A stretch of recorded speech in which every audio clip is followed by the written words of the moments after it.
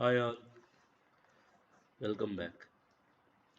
ఈ వీడియోలో మనం megastar Chiranjeevi garu and music director Devi Sri Prasad garu వీళ్ళిద్దరి కాంబినేషన్లో వచ్చిన మూవీస్ లిస్ట్ చూద్దాం. వీళ్ళిద్దరి కాంబినేషన్లో వచ్చిన first movie Shankar Dada MBBS.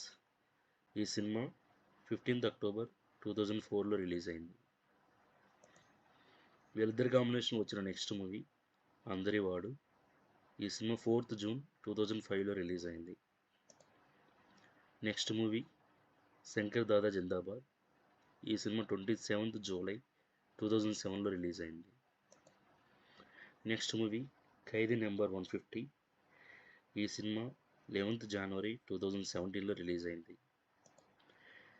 Next movie Waltair Veerayya. ఈ సినిమా 13th జనవరి 2023లో రిలీజ్ అయింది.